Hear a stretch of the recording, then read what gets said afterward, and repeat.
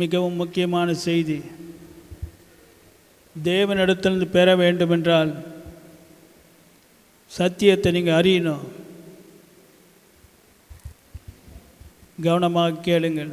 இன்று வியாதி அநேகரை பிடித்து வேதனைப்படுத்தி அவர்களை வாழ்க்கை நாசமாக்கி கொண்டிருக்கின்றது. அதில் தேவ பிள்ளைகளும் மாட்டிக்கொண்டிருக்கின்றார்கள். அவர்கள் செய்ய வேண்டிய எல்லா காரியங்களையும் அவர்கள் செய்தாலும் அந்த வியாதி அவர்களை விட்டு போக மாட்டேன் என்று கெட்டியாக பிடித்து கொண்டிருக்கின்றது. என்ன செய்வதென்று தெரியாமல் முழித்து கொண்டிருக்கின்றார்கள். தேவன் சகல வியாதிகளையும் உங்களை விட்டு நீக்குவாரா? வியாதி இல்லாத ஆரோக்கியம் நிறைந்த வாழ்க்கை இந்த உலகத்தில் நீ வாழ முடியுமா? இந்த உண்மையை இந்த நேரத்தில் நாம் ஆராய்ச்சி செய்ய போகிறோம். கவனமாக கேளுங்கள். தேவன் சகல வியாதிகளையும் உன்னை விட்டு நீக்குவாரா? இதுதான் கேள்வி. அதற்கு பதிலை அறிய வேண்டுமா? தேவன் தம்முடைய ஜனங்களை எகிப்திலிருந்து விடுவித்த பிறகு அவருடைய விருப்பத்தையும் சித்தத்தையும் திட்டத்தையும் தெளிவாக அவர் சொல்லிக்கொண்டே இருந்தார். உபாகமம் 4ஆம் அதிகாரம் 40ஆம் வசனத்தில் ஆண்டவர் சொல்லுகிற வார்த்தையை கவனியுங்கள். நீயும் உனக்கு பின்வரும் உன் பிள்ளைகளும் நன்றாயிருக்கும்படிக்கும். நீயும் உனக்கு பின்வரும் பிள்ளைகளும் நன்றாயிருக்கும்படி. நல்லா கவனிங்க. நீயும் உனக்கு பின்வரும் உன் பிள்ளைகளும் நன்றாயிருக்கும்படி. அப்போ தேவனுடைய சித்தம் அழகாக வெளிப்படுத்தப்பட்டிருக்கிறது. நீயும் இதை கேட்டுக்கொண்டிருக்கின்ற நீயும், உன்னை மாத்திரம் சொல்ல, உனக்கு பின்வரும் உன் பிள்ளைகளும் நன்றாயிருக்கும்படி. என்ன அழகாக சொல்லுகிறார் பாருங்க. தேவ சித்தம் என்னவென்றால், நீ மாத்திரம் நல்லா இருக்கக்கூடாது, உன் பிள்ளைகளும் நன்றாயிருக்க வேண்டும் என்று அந்த நாளிலேயே அவர் ஜனத்துக்கு தெளிவாக சொல்லிவிட்டார். இந்த ஜனம் யார் என்றால், அப்போஸ்தலர் 7ஆம் அதிகாரம் 38ஆம் வசனத்தில் இந்த ஜனத்திற்கு ஒரு பெயர் கொடுக்கப்பட்டிருக்கிறது. வனாந்திரத்திலே இருந்த சபை. வனாந்திரத்திலே சபை. பார்த்தீங்களா? இந்த கூட்டத்துக்கு ஒரு பெயர் என்னையா? என்ன பெயர்? சபை. இந்த சபைக்கு பாருங்க, வனாந்திரத்தில் இருந்த சபை. அப்போ சபையே அந்த வனாந்திரத்தில் இருந்த சபைக்கு தேவன் என்ன சொல்லுகிறார் என்றால், நீ நல்லா இருக்கணும், உன் பிள்ளைகளும் நல்லா இருக்கணும். புரிஞ்சுக்கிட்டீங்களா? புரியலையா? இதற்கு எந்த வியாக்கியானமும் தேவையில்லை. எவ்வளோ அழகாக சொல்கிறார் பாருங்க. திரும்பவும் பார்த்தீங்கன்னா, அந்த வனாந்திரத்திலிருந்தே சபைக்கு உபாகமம் 5ஆம் அதிகாரம் 29ஆம் வசனத்தில் திரும்பவும் ஆணித்தரமாக அவர் திட்டத்தை வெளிப்படுத்துகிறார். என்ன வெளிப்படுத்துகிறார் என்றால், அவர்களும் அவர்கள் பிள்ளைகளும் என்றென்றைக்கும் நன்றாயிருக்கும்படி. பார்த்தீங்களா? அந்த இடத்துல நீயும் உனக்கு பின்வரும் பிள்ளைகளும் நன்றாக இருக்க வேண்டும் என்று போடப்பட்டிருக்குது. இந்த இடத்துல பார்த்தீங்கன்னா, அவர்களும் அவர்கள் பிள்ளைகளும் என்றென்றைக்கும் நன்றாக இருக்கும்படி. என்ன அருமையான வார்த்தை பாருங்களேன். அந்த ரெண்டு வார்த்தைக்கு என்ன வித்தியாசம்? முதல்ல என்றென்றைக்கும் என்ற வார்த்தை இல்லை, இதில் என்றென்றைக்கும் என்ற வார்த்தை இருக்கிறது. என்றென்றைக்கும் என்றால் என்றென்றைக்கும், எப்பொழுதும், எல்லா நேரங்களிலும், இந்த உலகத்தில் வாழும் நாளெல்லாம். நல்ல பைபிளை படிங்களேன். வாழும் நாளெல்லாம், அதுதான் என்றென்றைக்கும் நன்றாயிருக்கும்படி. இதுதான் கர்த்தருடைய திட்டம். அப்போ நல்லா இருப்பதென்றால், வியாதியோடு இருக்கிறவர்கள் நன்றாக இருக்க முடியுமா? சொல்லுங்க, நீங்களே சொல்லுங்க. இது உங்களுடைய விருப்பம் அல்ல, இது உங்களுடைய திட்டம் அல்ல, இது உங்களுடைய வார்த்தை அல்ல, இதை உங்களை படைத்த தேவனுடைய திட்டம், விருப்பம், வார்த்தை. என்ன அழகா ஆண்டவர் வெளிப்படுத்துகிறார் பாருங்க. இதை குறித்து இன்னும் அநேக வார்த்தைகளை நான் சொல்ல முடியும். ஆனால் தெளிவாக வனாந்திரத்தில் இருந்த சபைக்கு ஆண்டவர் தம்முடைய திட்டத்தை வெளிப்படுத்துகிறார். சபையே, இதுதான் கர்த்தருடைய திட்டம். இதை அவர் திட்டமாக வைத்திருந்தபடியினால், இதை விரும்பினபடியினால், தேவன் தம்முடைய ஜனங்களை எகிப்து தேசத்திலிருந்து அவர் வெளிக்கொண்டு வந்த பிறகு தம்முடைய பலத்த கரத்தினால், ஓங்கிய புயத்தினால் அவர்களை விடுவித்து கொண்டு வந்தார்.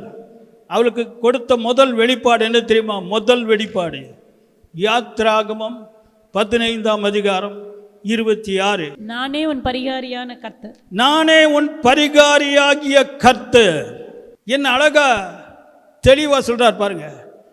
ஐ ஆம் த லார்ட். நானே கர்த்தர். ஐ ஆம் த லார்ட். நானே கர்த்தர். எப்படிப்பட்ட கர்த்தர்? உன் பரிகாரி. உன், அந்த உன்னு தாங்க கவனிங்க. உன்ன யாரு? யாருங்க? ரோட்டில் இருக்கால நீயா? உன் பரிகாரியான கர்த்தர்.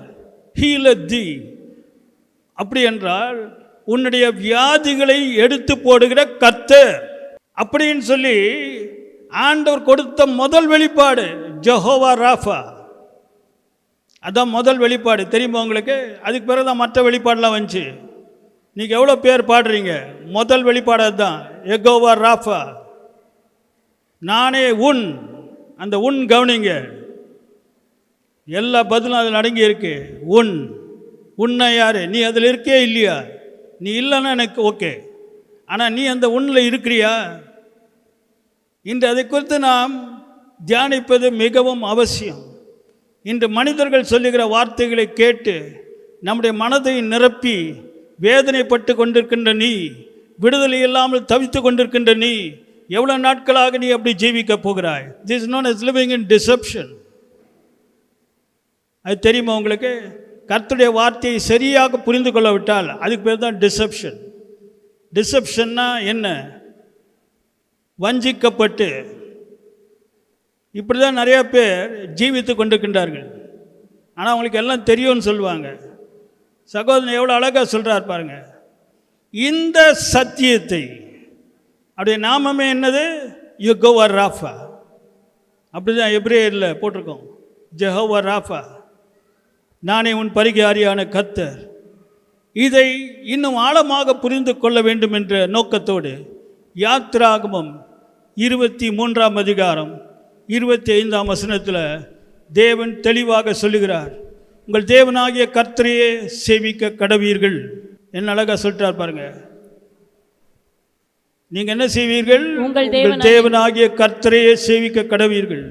அவர் அப்பத்தையும் உன் தண்ணீரையும் ஆசீர்வதிப்பார். கடைசியிலேன்னு பாருங்க, வியாதியை உன்னிலிருந்து விலக்குவேன். யாத்ராமம் 15:26 உன்னு போட்டிருக்கோம். இங்க யாத்ராமம் 23:25 உன்னிலிருந்து பாருங்க. அந்த உன்னிலிருந்து யார் அது? நீங்க இருக்கீங்களா அதுல? நீங்க அதுல இருக்கீங்களா இல்லையா? அதான் கேள்வி. வியாதியை உன்னிலிருந்து விலக்குவேன். என்ன செய்வாராம் யெகோவா ராஃபா? வியாதியை உன்னிலிருந்து விலக்குவேன். அப்படி என்றால் என்ன அர்த்தம்? நான் இந்த காரியத்தை உனக்கு செய்வேன், நான் விலக்குவேன், நீ விலக்குவா என்று அவர் சொல்லவில்லை. வியாதியை உன்னிலிருந்து விலக்குவேன். என்ன தெளிவா அழகா புரிந்து கொள்ளும்படியாக திரும்பவுமாக தேவன் தம்முடைய வார்த்தையில் வெளிப்படுத்தி கொண்டிருக்கின்றார். தேவ பிள்ளைகளே, இது கர்த்தருடைய சித்தம், கர்த்தருடைய திட்டம், கர்த்தருடைய வார்த்தை, ஜீவனுள்ள வார்த்தை. அறியாமையினால் ஜனங்கள் கட்டப்பட்டு வேதனைக்குட்படுத்தப்பட்டு தவித்து கொண்டிருக்கின்றார்கள். நீங்கள் சத்தியத்தையும் அறிவீர்கள், சத்தியம் உங்களை விடுதலையாக்கும். யோவான் 8:32 இப்படி சொல்லலாம், நீங்கள் சத்தியத்தையும் அறிவீர்கள், நீங்கள் அறிந்த சத்தியம் உங்களை விடுதலையாக்கும். அதுதான் அர்த்தம். சத்தியத்தை அறிந்திருக்கிறீர்களா? அதுதான் முக்கியம். சரி, இந்த சத்தியத்தை இன்னும் அதிகமாக என்னுடைய ஜனங்களுக்கு என்னுடைய திட்டத்தை வெளிப்படுத்த வேண்டும் என்று சொல்லி தெளிவாக உபாகமம் 7ஆம் அதிகாரம் 15ஆம் வசனத்தில் தேவன் திரும்பவும் சபைக்கு, வனாந்திரத்தில் இருந்த சபைக்கு திரும்பவும் வெளிப்படுத்துகிறார். கர்த்தர் சகல நோய்களையும் உன்னை விட்டு விலக்குவார். The Lord shall remove from thee all sicknesses. All. கர்த்தர் சகல நோய்களையும் உன்னை விட்டு விலக்குவார். தெளிவா சொல்றாரு. கர்த்தர் என்ன செய்வார்? விலக்குவார். எதை விலக்குவார்? சகல நோய்களையும். ஆங்கில வேதாமத்தில் ஆல் சிக்னஸஸ், எல்லா நோய்களையும் உன்னை விட்டு. யாத்ராமம் 23:25 என்ன சொன்னாரு? வியாதியை உன்னிலிருந்து விலக்குவேன். இப்ப பாருங்க, சகல நோய்களையும் சகல வியாதிகளையும் கர்த்தர், உபாகமம் 7:15 என்ன போட்டிருக்கு? கர்த்தர் உன்னை விட்டு விலக்குவார். பார்த்தீங்களா? தேவ பிள்ளைகளே, எவ்வளோ நோய்களை விலக்குவாரா? சகல நோய்கள்னா எல்லா நோய்களும். அதில் எல்லா நோய்களும் அதில் வருதா வரலையா? நீங்கள் என்ன பேர் கொடுத்து அது நோயின்னு சொன்னீங்கன்னாவே அது அந்த சகல நோய்களில் வந்துடும். அது யார் விலக்குவாராம்? கர்த்தர். அப்போ தேவன் விலக்குவாரா விலக்க மாட்டாரா? சொன்னதை சொன்னபடி செய்கிற தேவன், பொய்யுரையாத தேவன், உண்மையுள்ள தேவன். உண்மையுள்ளவர்னா சொன்னதை சொன்னபடியே செய்வார். செய்வாரா செய்ய மாட்டாரா? செய்வார் தானே. அப்போ உங்கள் சரீரத்தில் இருக்கும் வியாதி மறையுமா மறையாதா? நீங்களே சொல்லுங்களேன். மறையுமா மறையாதா? ஏன் மறையும்? கர்த்தர் சொன்ன வார்த்தையை அவர் நிறைவேற்றுகிறார். அவர் சொன்னதை அவர் தம்முடைய கரத்தினால் நிறைவேற்றுகிறார். இன்று அதற்காக தான் நாம் வாழ்ந்து கொண்டிருக்கின்றோம். இதற்காக தான் நாம் வாழ்ந்து கொண்டிருக்கின்றோம். தேவன் சொன்னதை சொன்னபடியே செயல்படுத்தும்படியாக, நாம் அதை ருசி பார்க்கும்படியாக நாம் இந்த உலகத்தில் வாழ்ந்து கொண்டிருக்கின்றோம். பார்த்தீங்களா? எவ்வளோ அருமையான தேவன் பாருங்க. அப்போ எத்தனை நோய்களை கர்த்தர் உன்னை விட்டு விலக்குவார்? சகல நோய்களையும். இது இன்னும் ஆணித்தரமாக நீங்கள் அறிந்து கொள்ள வேண்டும் என்று சங்கீதக்காரர் பார்த்தீங்கன்னா தெளிவாக, அநேகர் சபை முடிந்த பிறகு என் ஆத்மாவே கர்த்தரை சோத்திரிய சொல்லிகிட்டே இருப்பாங்க. அது எங்கேருந்து எடுக்கப்பட்டது தெரியுமா உங்களுக்கு? சங்கீதம் 103ஆம் அதிகாரம் முதல் 2 வசனத்தோடு நிறுத்திடுவாங்க. அந்த 3வது வசனத்தை யாரும் சொல்கிறதே கிடையாது. அது எனக்கு புரியவே மாட்டேன்து. முதல் 2 வசனம் பாருங்க. என் ஆத்மாவே கர்த்தரை சோத்திரி, என் முழு உள்ளமே அவருடைய பரிசுத்த நாமத்தை சோத்திரி, எல்லாம் சொல்லிடுவாங்க. என் ஆத்மாவே கர்த்தரை சோத்திரி, அவர் செய்த சகல உபகாரங்களையும் மறவாதே, இரக்கத்தினால் அவர் செய்த நன்மைகளை உதவிகளை மறவாதே. 3ஆம் வசனம் என்னது? முதல் இது, அவர் உன் அக்கிரமங்களை எல்லாம் மன்னித்து உன் நோய்களை எல்லாம் குணமாக்கி. அது யாருமே சொல்ல மாட்டாங்க. அது நோட் பண்ணீங்களா? எந்த சபையில் 3ஆம் வசனத்தை சொல்றாங்க? 2 வசனத்தோடு நிறுத்தி 2வது வசனம் என்ன சொல்லுது? செய்த உபகாரங்கள். ஆங்கில வேதாமத்தில் forget not all his benefits. பாருங்க, அதோட நிறுத்திடுறாங்க. தேவ பிள்ளைகளே, இது உனக்காக தேவன் தம்முடைய இரக்கத்தினால் அன்பினால் செய்கிற உபகாரம். என்ன உபகாரம்? 3ஆம் வசனத்தில் உன் நோய்களை எல்லாம் குணமாக்கி. அப்படின்னா ஆண்டவர் எல்லா நோய்களையும் குணமாக்குவாரா குணமாக்க மாட்டாரா? குணமாக்கின என்ன அர்த்தம்? இந்த உலகத்தில் தான் குணமாக்க முடியும். செத்த பிறகு குணமாக்க முடியாது. அதை நல்லா புரிஞ்சுக்கிங்க. செத்த பிறகு நோய் கிடையாது. நோய் இருக்கிற இடத்துல தான் குணம் தேவை. அது தெரியுமா உங்களுக்கு? செத்த பிறகு உனக்கு எதுவுமே தேவையில்லை. இது நல்லா தெரியுமா தெரியாதா? அதனால தான் 3ஆம் வசனத்தில் அவர் உன் அக்கிரமங்களை எல்லாம் மன்னித்து. எப்போ அக்கிரமங்களை மன்னிப்பாரு? இந்த உலகத்தில். செத்த பிறகு அக்கிரமங்களை மன்னிக்க மாட்டார். அப்போ எந்த உலகத்தில் அக்கிரமத்தை எல்லாம் மன்னிக்கிறாரோ அதே உலகத்தில் உன் நோய்களை எல்லாம் குணமாக்குகிறார். முதல் பாகத்தை எடுத்துங்க. உன் அக்கிரமங்களை எல்லாம் மன்னித்தனா எப்போ பண்ணுவார்? செத்த பிறகு அந்த உலகத்திலையா? இந்த உலகத்தில் தானே. அப்போ இந்த உலகத்தில் தான் உன் நோய்களை எல்லாம் குணமாக்குவார். என்ன அழகாக போட்டிருக்கு பார்த்தீங்களா? திரும்ப பார்த்தீங்கன்னா எல்லாம் எல்லாம் எல்லாம் எல்லாம் எல்லாம் என்று தெளிவாக வேதம் தேவ திட்டத்தையும் சித்தத்தையும் வார்த்தையின் மூலமாக வெளிப்படுத்துகிறார். ஆனால் கேள்வி என்னவென்றால், இதை நீ ருசி பார்க்கிறாயா? இதை ருசி பார்க்காதவன் அவனுடைய சரீரத்தில் வியாதி இருக்கும். புரிஞ்சுக்கிட்டீங்களா? இந்த வார்த்தையை ருசி பார்க்காதவன் சரீரத்தில் வியாதி இருக்கும். தேவ பிள்ளை, உன் அக்கிரமங்களை எல்லாம் கர்த்தர் நிச்சயமாக மன்னிப்பார் என்ற விசுவாசத்தோடு இருக்கிற நீ, ஆணித்தரமாக நிச்சயமாக என் அக்கிரமங்களை எல்லாம் மன்னிப்பார் என்று தைரியமாக சொல்லுகிற நீ, ஏன் அதே வார்த்தையில் உள்ள அடுத்த லைனை தைரியமாக சொல்ல மாட்ட? ஒரு காரியத்தை செய்கிற தேவன் இன்னொரு காரியத்தை செய்யாமல் இருப்பாரோ? இன்னைக்கு சற்று நாம் தியானிக்க வேண்டிய காரியம் எவ்வளோ அருமையாக தெளிவாக வெளிப்படுத்துகிறார் பாருங்க. நாம் கேட்ட கேள்விக்கு பதில் தெளிவாக வந்துவிட்டது. தேவ பிள்ளை, இந்த நாளில் தேவனுடைய சித்தத்துக்கு புறம்பான காரியம், தேவனுடைய விருப்பத்திற்கு புறம்பான காரியம் அவர் எடுத்து போடுவேன். அவர் தான் சொன்னார். நீ ஜெபம் பண்ணி சொன்னாரா? நீ ஃபாஸ்டிங் ப்ரேயர் பண்ணதுனால சொன்னாரா? நீ பிறப்பதற்கு முன்பாகவே உன் அப்பா தாத்தா பூட்டன் யாவரும் பிறப்பதற்கு முன்பாகவே, நீ உலகத்தில் தோன்றுவதற்கு முன்பாகவே ஆண்டவர் சொல்லிவிட்டார்ப்பா. எதற்காக சொன்னார்? அவருடைய நாமம் யெகோவா ராஃபா. இன்னைக்கு தெளிவாக அதை புரிஞ்சுக்கணும்.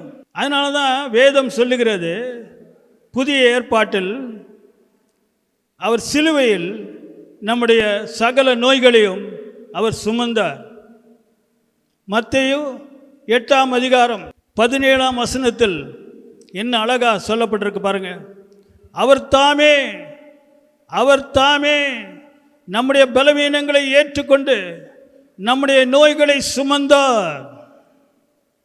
நம்முடைய நோய்களை சுமந்தார் என்று ஏசாயா தீர்க்கதரிசியினால் உரைக்கப்பட்டது நிறைவேறும்படி இப்படி நடந்தது. எப்படி நடந்தது? இப்படி நடந்தது. தேவ பிள்ளை, அதனால தான் 1 பேதுரு 2ஆம் அதிகாரம் 24ஆம் வசனத்தில் பேதுரு தெளிவாக சொல்லுகிறார், அவருடைய தழும்புகளினால் குணமானீர்கள். என்ன ஆனீர்கள்? குணமானீர்கள் அவருடைய தழும்புகளால். தேவ பிள்ளை, இன்றிலிருந்து வார்த்தையை புரிய வேண்டிய விதத்தில் ஆவியானவர் உதவியோடு வார்த்தையை, சத்தியத்தை புரிந்து கொள்ளுங்கள். ஆண்டவர் தெளிவாக தம்முடைய சித்தத்தை தம்முடைய ஜனங்களுக்கு வெளிப்படுத்தி கொண்டிருக்கின்றார். ஆகவே தான் இயேசு கிறிஸ்து இந்த உலகத்தில் அவர் ஜீவித்த போது அவர் போன இடங்களிலெல்லாம் ஒரு காரியத்தை செய்து கொண்டிருந்தார். முதல்ல அவருடைய ஊழியத்தை எங்கே தொடங்கினார் தெரியுமா? கலிலேயா பட்டணத்தில் தொடங்கினார். மத்தேயு 4ஆம் அதிகாரம் 23ஆம் வசனத்தில் கலிலேயா பட்டணத்தில், பின்பு இயேசு கலிலேயா எங்கும் சுற்றி நடந்து, பாருங்க, அங்கதான் ஊழியத்தை தொடங்கினார். கலிலேயா எங்கும் சுற்றி நடந்து அவர் செய்த ஊழியத்தை தெளிவாக மத்தேயு வெளிப்படுத்துகிறார். இயேசு கலிலேயா எங்கும் சுற்றி நடந்து அவர்களுடைய ஜெப ஆலயங்களில் உபதேசித்து ராஜ்யத்தின் சுவிசேஷத்தை பிரசங்கித்து ஜனங்களுக்கு உண்டாயிருந்த சகல வியாதிகள் எத்தனை வியாதிகள்? சகல வியாதிகள். கர்த்தர் சகல நோய்களையும் உன்னை விட்டு விலக்குவார் சொன்ன அதே சகல வியாதிகளையும் சகல நோய்களையும் நீக்கி சொஸ்தமாக்கினார். வியாதிகள் நோய்கள், வியாதிகள் நோய்கள், வியாதிகள் நோய்கள். பார்த்தீங்களா? சகல வியாதிகள், சில வியாதிகள் அல்ல, சில நோய்கள் அல்ல, சகல வியாதிகளையும் சகல நோய்களையும் நீக்கி சொஸ்தமாக்கி, பார்த்தீங்களா, உபதேசித்தார், பிரசங்கித்தார், வியாதிகளை நீக்கினார். வியாதிகளை நீக்கி சொஸ்தமாக்கினார். நோய்களை நீக்கி சொஸ்தமாக்கினார். கலிலேயாவில் இப்படிதான் ஊழியத்தை துவங்கினார். மத்தேயு 9:35 இயேசு சகல பட்டணங்களையும் கிராமங்களையும் சுற்றி நடந்து, பாருங்க, இப்ப பாருங்க, சகல பட்டணங்களையும் கிராமங்களையும் சுற்றி நடந்து ஜெபாலயங்களில் உபதேசித்து ராஜ்யத்தின் சுவிசேஷத்தை பிரசங்கித்து ஜனங்களுக்கு உண்டாயிருந்த இந்த காலத்தில் ஜனங்களே, இந்த காலத்தில் இருக்கும் ஜனங்களே, உங்களுக்கு உண்டாயிருந்த சகல நோய்களையும் சகல வியாதிகளையும் சகல நோய்களையும் நீக்கி அவர்களை சொஸ்தமாக்கினார். பாருங்க, அவர் அந்த வேலை தான் செஞ்சுட்டு இருந்தாரு. தேவ பிள்ளை, ஏன் தெரியுமா? தேவனுடைய நாமம் யெகோவா ராஃபா. அவருடைய வார்த்தையை சகல நோய்களையும் முன்னை விட்டு விலக்குவேன், நான் விலக்குவேன். அதை தான் இயேசு கிறிஸ்து செய்து இந்த உலகத்தில் நாம் கடைபிடிக்க வேண்டிய ஒரு முன்மாதிரியை வைத்துவிட்டு சென்றார். ஆகவே தேவ ஜனமே, நீ வியாதியோடு இருப்பது வேதத்திலிருந்து என்ன அறிந்து கொள்கிறாய்? நீயே சொல். நீ வியாதினால் வேதனைப்பட்டு வியாதியை சுமந்து கொண்டு வியாதியின் பிடியில் ஜீவித்து கொண்டிருப்பது வேதத்துக்கு ஒத்தானதா? நீங்கள் தான் சொல்லுங்க. வேதம் சொல்லுகிறபடி நடந்து கொண்டிருக்கின்றதா? இல்லாவிட்டால் வேத வாக்கியம் நிறைவேறும்படியாக நடக்கின்றதா? சற்று தியானிக்க வேண்டிய காரியம். லூக்கு 6:19 வாசிங்க. அவரிடத்திலிருந்து வல்லமை புறப்பட்டு எல்லாரையும் குணமாக்கினபடியினாலே. யாரை குணமாக்குச்சா? எல்லாரையும் குணமாக்கினபடியினாலே. இயேசு கிறிஸ்து என்ன செய்தார்? எல்லாரையும் என்ன செய்தார்? குணமாக்கினார். குணமாக்கினார்னு என்ன அர்த்தம்? வியாதிகளை விரட்டினார். வியாதிகள் ஓடினது. எதை விட்டு ஓடினது? பிடித்து கொண்டிருந்த சரீரத்தை விட்டு ஓடினது. இதுதான் தேவ வார்த்தை. 12 வருஷமாய் பெரும்பாடுகளோடு இருந்த இந்த ஸ்திரீ, மார்க் 5:25 பலவிதமான மருத்துவரிடத்தில் சென்று பலவிதமான மருந்துகளை அவள் எடுத்தும் சற்றிலும் குணமடையாமல் அதிக வருத்தப்படுகிற போது அந்த ஸ்திரீ என்ன செய்வதென்று தெரியாமல் முழித்து கொண்டிருந்த நிலைமையில் இயேசு அங்கு வருகிறார் என்று கேள்விப்பட்டு அவளுக்குள்ளே ஒரு விசுவாசம் வந்தது. அவருடைய வஸ்திரத்தை ஆகிலும் நான் தொட்டால் சொஸ்தமாவேன் என்று சொல்லி அவள் விசுவாசித்தபடியே இயேசுவின் வஸ்திரத்தை தொட்ட உடனே, மார்க் 5:29 தொட்ட உடனே அவளுடைய உதிரத்தின் ஊரல் நின்று போயிற்று. அவள் வேதனை நீக்கி ஆரோக்கியம் அடைந்ததை அவள் தன் சரீரத்தில் உணர்ந்தாள். தேவ பிள்ளை, இயேசு கிறிஸ்து இன்றும் ஜீவிக்கிறார். இயேசு கிறிஸ்துவின் வார்த்தை இன்றும் ஜீவிக்கிறது, இன்றும் கிரியை செய்து கொண்டிருக்கின்றது. சொன்னபடியே சொன்ன வார்த்தையை நிறைவேற்றுவதற்காக கிரியை செய்து கொண்டிருக்கின்றது. நீ அந்த வார்த்தை உன்னுடைய சரீரத்திலும் உன்னுடைய குடும்பத்திலும் உன்னுடைய வாழ்க்கையிலும் கிரியை செய்வதற்கு இடம் கொடுப்பாயா? இன்னைக்கு நீ இடம் கொடுக்காவிட்டால் அது கிரியை செய்ய முடியாது. நல்லா கவனிங்க. நீங்க இடம் கொடுக்காவிட்டால் வார்த்தை கிரியை செய்ய முடியாது. ஆனால் அந்த வார்த்தை காத்து கொண்டிருக்கின்றது. நீ கெஞ்சி கொண்டிருக்கின்றாய், தவித்து கொண்டிருக்கின்றாய், ஜெபித்து கொண்டிருக்கின்றாய், செய்ய வேண்டிய எல்லா காரியங்களும் செய்து விட்டாய். ஆனால் ஒரு காரியத்தை மறவாதே, வார்த்தை காத்து கொண்டிருக்கின்றது. எதற்காக? சொன்னதை சொன்னபடியே உன்னுடைய குடும்பத்தில் உன்னுடைய சரீரத்தில் நிறைவேற்றும்படியாக காத்து கொண்டிருக்கின்றது. இது என்னுடைய வார்த்தை அல்ல, இது தேவாதி தேவனுடைய வார்த்தை. இந்த வார்த்தையை புரிந்து கொள் மகனே, மகளே. எவ்வளோ நாட்களாக வேதனையை சுமந்து கொண்டு, எவ்வளோ நாட்களாக தவிப்போடு, எவ்வளோ நாட்களாக கஷ்டத்தோடு நீ ஜீவிக்க போகிறாய். ஒரு காரியத்தை நல்லா சொல்கிறேன், கவனிங்க. வியாதி குறையாது, ஜாஸ்தி தான் ஆகும். முதல்ல கொஞ்சமாக தொடங்குகிற வியாதி தான் அதிகமாக மாறும். இன்று அநேகர் வியாதியின் பிடியில் மாட்டிக்கொண்டு என்ன செய்வதென்று தவித்து கொண்டிருக்கின்றார்கள். சில வியாதிகள் கொடூரமான விளைவுகளை கொண்டு வருகிற வியாதிகள். யாருக்கு எந்த நேரத்தில் எந்த வியாதி வரலாம் என்று யாரும் சொல்ல முடியாது. ஆகவேதான் சத்தியத்தை புரிந்து கொள்ளுங்கள். யோவான் 8:32 நீங்கள் சத்தியத்தையும் அறிவீர்கள், சத்தியத்தையும் அறிவீர்கள். அறிந்த சத்தியம் உங்களுக்கு என்ன செய்யும்? செய்ய வேண்டியதை செய்யும். என்ன செய்யும்? விடுதலையாக்கும். எப்படிப்பட்ட பிடியில் இருந்தாலும் சத்தியம் உங்களை விடுதலை ஆக்குகிற சத்தியம். இன்றைக்கி ஆண்டவரை பார்த்து சொல்லுங்க, ஆண்டவரே சத்தியத்தை நான் புரிந்து கொள்ளும்படியாக எனக்கு ஆவிக்குரிய மனக்கண்களை திறந்தருளும் ஆண்டவரே. என்னுடைய கண்களை திறந்தருளும் ஆண்டவரே. நான் ஆவிக்குரிய கண்களோடு நான் சத்தியத்தை நான் பார்க்க வேண்டும். ஆண்டவர் நல்லவருங்க. முடிப்பதற்கு முன்பாக இயேசு கிறிஸ்து சொன்ன 2 வார்த்தைகளை சொல்லி முடிக்கிறேன். இது ரொம்ப முக்கியமான வார்த்தைகள். மத்தேயு 8:13 அந்த 100க்கு அதிபதிக்கு இயேசு கிறிஸ்து சொன்ன வார்த்தையை கவனிங்கள். பின்பு இயேசு 100க்கு அதிபதியை நோக்கி, நீ விசுவாசித்தபடியே உனக்காக கடவுது. என்ன அழகா தெளிவாக சொல்லிவிட்டார். நீ விசுவாசித்தபடியே உனக்காக கடவுது. அப்போ என்ன ஆகுமா? நீ விசுவாசித்தபடி, நீ விசுவாசித்தபடியே, நல்ல கவனிங்க, நீ விசுவாசித்தபடியே உனக்கு ஆக கடவுது. அதே மத்தேயு 9:29 அந்த 2 குருடர்களை பார்த்து தேவன் இயேசு சொல்லுகிற வார்த்தையை கவனிங்க. அப்பொழுது அவர்களுடைய கண்களை அவர் தொட்டு, உங்கள் விசுவாசத்தின்படி உங்களுக்கு ஆக கடவுது. அந்த இடத்துல நீ விசுவாசித்தபடியே உனக்கு ஆக கடவுது. இந்த இடத்துல உங்கள் விசுவாசத்தின்படி உங்களுக்கு ஆக கடவுது. அது சிங்குலர் ப்ளூரல். பார்த்தீங்களா? அப்போ தேவ பிள்ளை, இன்றைக்கு உன்னுடைய விசுவாசம் என்ன? விசுவாசம் வார்த்தையிலிருந்து வரும். அப்போ வார்த்தையில் என்ன சொல்லப்பட்டிருக்கிறது அதை நீ நம்ப வேண்டும். இவர்கள் சொன்னார்கள், அவர்கள் சொன்னார்கள் அப்படி நம்புவாய் என்றால் அது மனிதனுடைய வார்த்தை.